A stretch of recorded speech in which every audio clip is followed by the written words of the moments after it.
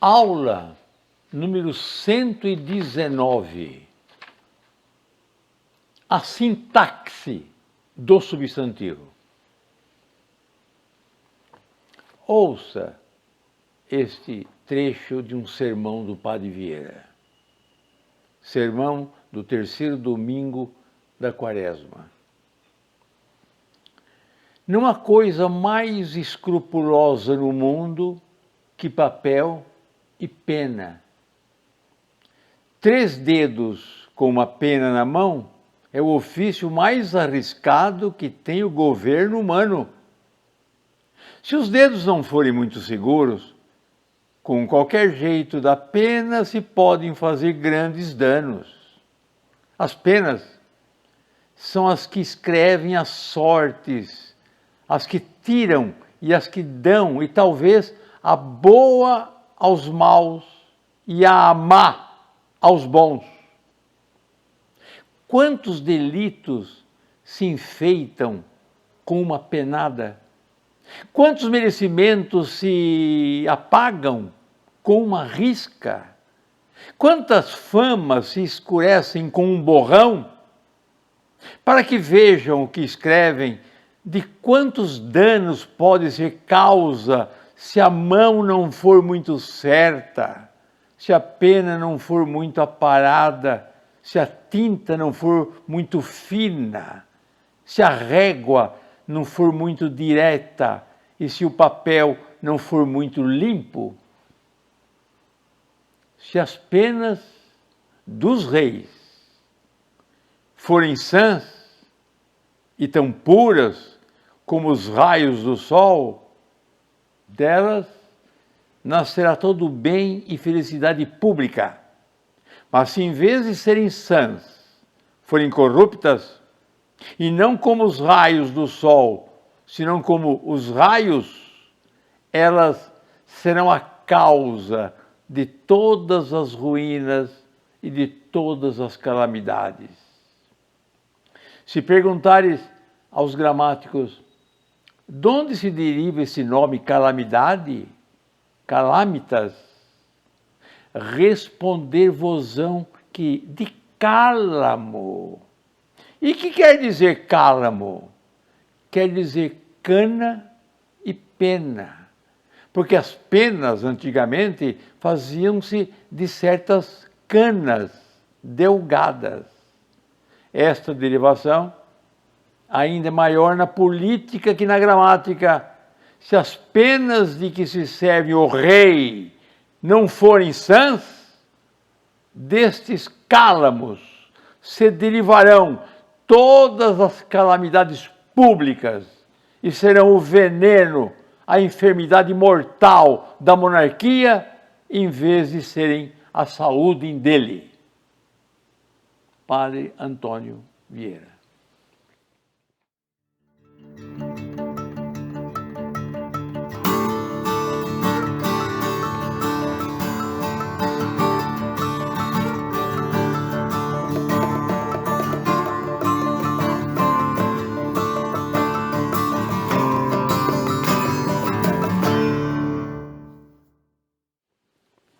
Morfologicamente, substantivo é a palavra que designa os seres, como vimos. Sintaticamente, esse substantivo pode ocupar qualquer lugar na frase. Assim, o substantivo pode ser o sujeito da oração, o objeto direto, o objeto indireto, sempre substantivo. Morfologicamente, ele é substantivo. Sintaticamente, ele ocupa uma função na frase como sujeito, como agente, como paciente, como circunstancial meramente. Olha a palavra sintaxe. Sim e taxe, com distribuição. A mesma palavra taxe que nós conhecemos, que distribui, ou seja, com distribuição, sintaxe. Então, o substantivo na frase ocupa várias funções sintáticas. Vamos ver o texto do Padre Vieira? Eu vou colocar no vídeo o texto do Padre Vieira E vamos ver a palavra pena. Pena é um substantivo concreto. Muito bem. Observa a frase, não há coisa mais escrupulosa no mundo que papel e pena. Com o verbo oculto, que papel e pena, como papel e pena, no mundo que papel e pena, esse pena é o sujeito da oração. Observe embaixo. 3 dedos com uma pena na mão é o ofício mais arriscado. Com uma pena é um ofício mais arriscado. 3 dedos com uma pena na mão é um ofício mais arriscado. Pena, adjunto adverbial, de modo. Com qualquer jeito da pena se pode fazer grandes danos. Então, com qualquer jeito da pena se pode fazer grandes danos. Jeito de quê? Da pena. Adjunto adnominal de jeito. As penas são as que escrevem. Sujeito da oração. Quantos delitos se enfeitam com uma penada? Adjunto adverbial de modo. Embaixo, se a pena não for muitos a parada, sujeito da oração. Se as penas dos reis forem sãs, ocupa a função de sujeito. Lá embaixo, que quer dizer cana e pena? Quer dizer o quê? Cana e pena. Objeto direto.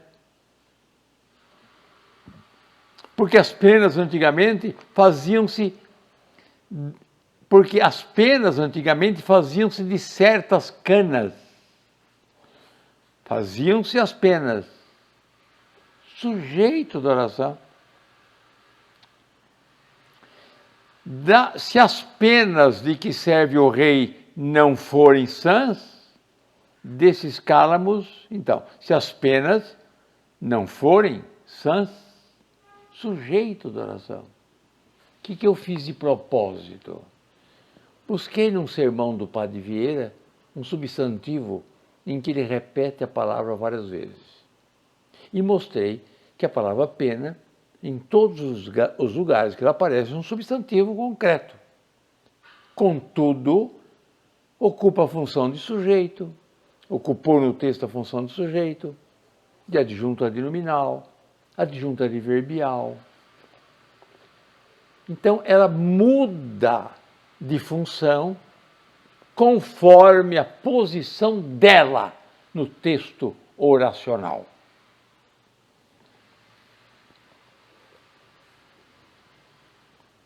Uma frase menor, ainda para insistir. Ainda uma frase de Vieira. O trigo não picou os espinhos. Antes, os espinhos o picaram a ele. Cuidais que o sermão vos picou a vós. E não é assim. Vós sois quem picais o sermão. O trigo não picou os espinhos. Espinhos seria o trigo não picou o quê? Os espinhos. Objeto direto. Antes os espinhos o picaram a ele. Sujeito. Cuidais que o sermão vos picou a vós. Sujeito, sermão. E não é assim, vós sois quem picais o sermão. Sermão, objeto direto. Está simples. A demonstração, a sintaxe do substantivo. Vamos tomar a palavra sol, substantivo. posso fazer de sol o sujeito de uma oração. O sol é a sombra de Deus. Posso fazer predicativo do sujeito. Você é o sol da minha vida. Posso fazer um objeto direto. Amo o sol. Um objeto indireto. Preciso do sol. Um complemento nominal. Ele tem medo do sol. Ama a noite. Medo de quê? Do sol. Complemento nominal de medo, que não é verbo, mas está exigindo complemento. Pode ser um agente da voz passiva. A Terra é iluminada pelo sol. Pode ser um adjunto adnominal. A luz do sol ofusca meus olhos. Do sol restringe a palavra luz. Adnominal. Pode ser um adjunto adverbial. Sem sol, as estrelas brilham. Adjunto adverbial de modo ou de causa, até se quiserem. Pode ser um aposto, o rei dos astros, vírgula, o sol, vírgula, ilumina outras gentes, aposto.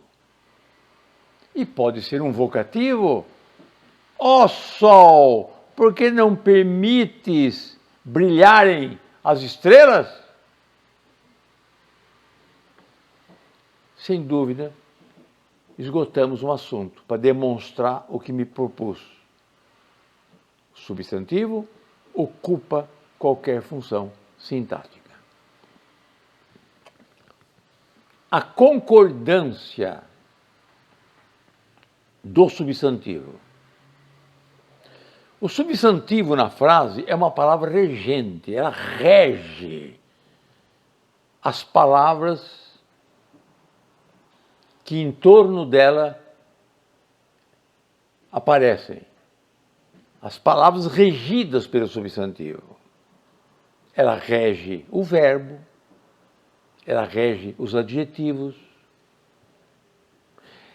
Se eu colocasse uma frase, aluno inteligentes, e pedisse uma correção, porque aluno está no singular e inteligente está no plural, a correção dessa frase não seria alunos inteligentes, e sim aluno inteligente, porque é o adjetivo que tem que se acomodar à flexão do substantivo.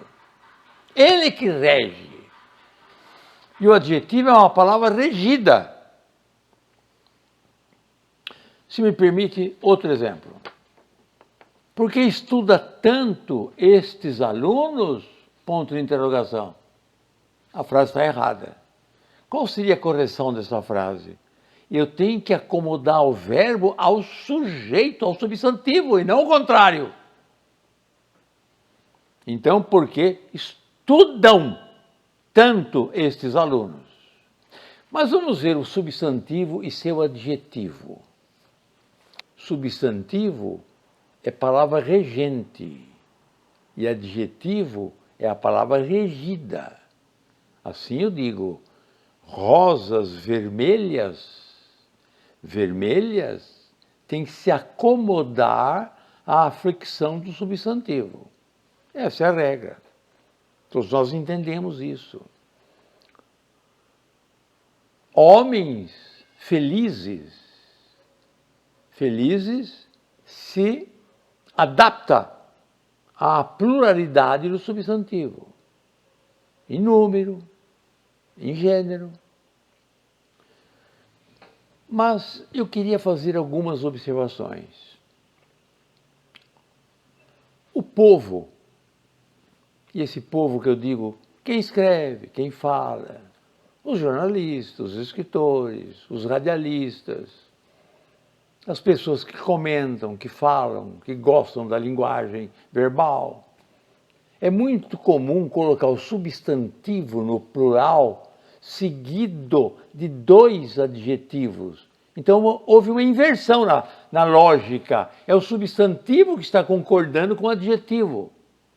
Observa. Os senados brasileiro e americano. As leis francesa e inglesa. Os povos russo e cubano. É como se eu desdobrasse as partes daquele todo. Os amores, conjugal, fraternal e filial. As religiões, pagã e cristã. Ou uma frase de Bernardes, muito versado nas línguas grega, hebraica, siríaca e caldaica. Como é que ficamos? Houve uma inversão da lógica. Sim, mas a gramática tem que ouvir o povo. E se o radialista está falando assim, se as pessoas já falam assim, então a gramática deve obedecer às regras da evolução da língua. É uma inversão lógica, porque nos exemplos que eu mencionei, o substantivo que está concordando com o adjetivo. E há causas mais agressivas ainda, ou coisas mais agressivas. Vejam esse trecho de Camões. Outro Joane, invicto cavaleiro, o quarto e quinto Afonsos, e o terceiro. O nome próprio Afonso concordou com o quarto e quinto cavaleiro. Quarto e quinto Afonsos. Só Camões, por uma inversão tão violenta como essa, fazer o substantivo, o nome próprio, concordar com o numeral que vem anterior. Se você quer restabelecer a hierarquia, diga o seguinte: o Senado brasileiro e o americano. Diga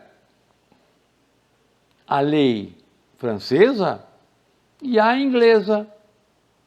Diga o povo russo e o cubano. Diga o amor conjugal e o fraternal e o filial. Estará restabelecida a ordem lógica. Não estou dizendo que é errado o primeiro caso. O povo que é assim, ficamos com ele. Regência do substantivo. Há substantivos que têm um sentido, diremos, quase absoluto, não relativo. E há outros substantivos que têm um sentido relativo. Observa duas frases. Comprei uma cama. E a segunda frase, tive medo. Se eu digo para alguém comprei uma cama, ele pode ser curioso e perguntar onde comprou, quanto pagou, que tipo de cama, mas a palavra cama tem um sentido claro. Mas se eu chego perto de um amigo e digo, tive medo, ontem tive medo, na hora vem a pergunta, medo de quê? Então essa palavra medo é um substantivo com um significado relativo, e a palavra cama com um significado mais absoluto. Esse é o tal do complemento nominal. Se, por acaso, medo vier com sua complementação, ele se chama complemento nominal. Então, tive medo do escuro, ele mostrou desentendimento com o governo. Essas palavras de significação relativa. Vô, teve aula já de complemento nominal? Já houve aula de complemento nominal, na análise sintática. Quando se estuda análise sintática, eu já dei o complemento nominal. Está aqui no canal, né? Isso, está no canal. Substantivos de dupla regência.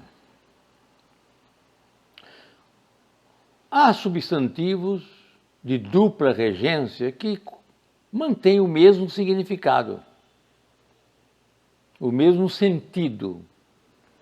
E há substantivos de dupla regência que muda de significado com a alteração da regência.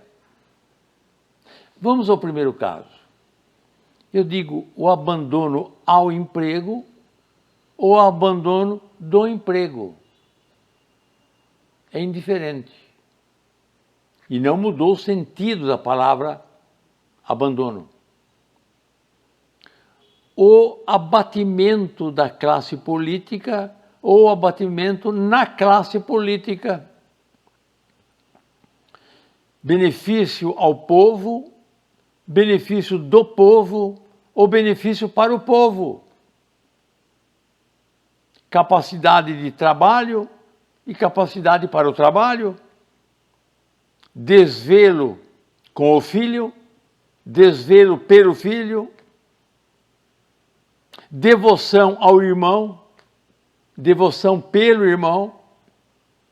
Dúvida sobre português, ou dúvida de português, ou dúvida em português.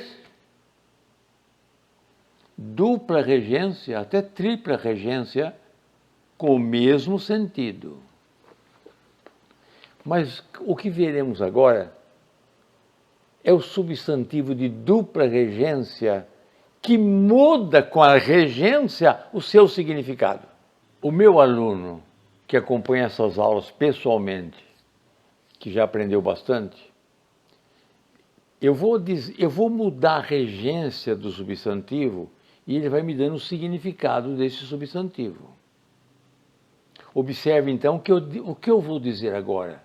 Eu vou dizer que alguns substantivos, mudando de regência, mudam de significado. Vamos lá ver. O meu aluno. O que significa ação contra o banco? Processo. E ação entre amigos? Movimento. E ação sobre os adolescentes? Influência. Está aí. Acertei, vô? Acertou em cima. Mais uma. Aliança entre os povos. Pacto. E aliança de povos? Fusão. Viu? Mudou a regência, mudou o significado. Amizade entre irmãos. Afeição. E amizade com os povos? Quando tem tratado, uma ligação. Boa. Ataque à cidade. Assalto. Ataque de tosse. Acesso. Atrevimento contra as senhoras. É uma insolência. E atrevimento de me desdizer. Um arrojo. Bondade com os estrangeiros. Benevolência. E bondade de sentar-se. Favor. Liberdade de trabalhar. Permissão. E liberdade para com as visitas. Ousadia. Mudança para o interior. Transferência. E mudança de estado físico. Troca. O poder de falar. Uma faculdade. E o poder sobre o inimigo. Autoridade. Mudou a regência, mudou o sentido da palavra. A cautela que nós vamos ter na mudança de regência. Nota 10 essa, hein? Nota 10. Mais algumas observações sobre substantivo. Amor de mãe tem duplo sentido. Ou é o amor que eu tenho pela minha mãe, ou é o amor que a mãe tem por mim. Se não entendeu ainda, o julgamento do professor foi injusto. Ou é o julgamento que alguém fez do professor, da esquerda para a direita, ou é o julgamento que o professor fez, então da direita para a esquerda. Quando lembra um verbo, eu tenho um complemento nominal. Então, muito cuidado para a seguinte frase: assalto do banco tem duplo sentido. Ou alguém assaltou o banco, ou ao contrário, o banco que está assaltando alguém. É preciso cautela para essa duplicidade de sentido.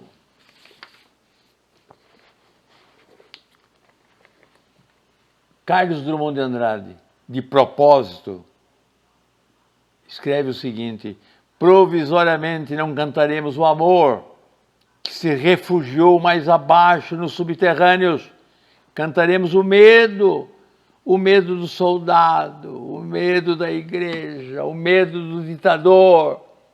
Aí ele aproveitou o sentido duplo, e o medo do soldado é o medo que eu tenho do soldado e é o medo que o soldado tem de nós.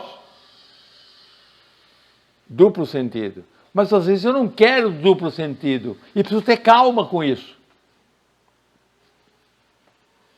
Se os advogados lerem o Código Penal, artigo 218b, está escrito favorecimento da prostituição. Poderia ser melhor a frase. O título poderia ser melhor. Poderia ser favorecimento à prostituição. Porque favorecimento da prostituição está em dois sentidos. Alguém que favorece a prostituição ou a prostituição favorecendo alguém. O favorecimento da prostituição. Poderia ser favorecimento à prostituição, que é um crime previsto no artigo 218 do Código Penal brasileiro. Duas notas importantes e, por último, alguns substantivos podem aparecer num texto adjetivados. Então, um substantivo se torna adjetivo. Quem criou isso também é o povo. Mundo cão. Cão é um substantivo, mas no texto ele é um adjetivo de mundo. É como se fosse mundo canino. Coração pedra. Pedra é o adjetivo de coração. Mário de Andrade aproveitou muito bem isso no poema Ode ao Burguês. Burguês níquel. Níquel é adjetivo de burguês e é um substantivo. Está adjetivado. Homenádigas. Barões lampiões. Burguês cinema. Ódio fundamento. Está aproveitando a ideia de fazer de um substantivo um adjetivo. E por último mesmo, o artigo tem a faculdade de substantivar qualquer palavra da língua portuguesa. Eu tomo um adjetivo e faço dele um substantivo. Pego um verbo e faço dele um substantivo. Um advérbio e faço do advérbio um substantivo. Assim, terrível palavra é o não. A frase de Vieira. Então, esse não é um substantivo. Estudaremos a função do que. Substantivo esse que. O inglês dominou as Índias por mais de séculos. O inglês. Inglês é adjetivo, mas aí está substantivado. Ele recusa o remédio num ai. Uma poesia de Bernardino Lopes. Na alcova sombria e quente, pobre demais se não erro, repousa um moço doente sobre uma cama de ferro. Pede de baixo inclinada sua mulher que adormeça, em cujas pernas curvadas ele repousa a cabeça. Vem uma loura figura, com a colher da tintura que ele recusa num ai. Mas o solícito anjinho diz-lhe com riso e carinho: bebe que é doce, papai. Ele recusa o remédio num ai. Esse ai, normalmente interjeição, aí é um substantivo. A Índia, os Estados Unidos e o Brasil fazem as 3 maiores democracias do mundo. E o Brasil fala a língua portuguesa. É a 5ª língua mais falada no mundo e a 3ª mais falada no mundo ocidental. Vamos cultivar o idioma. Faça a sua observação na internet.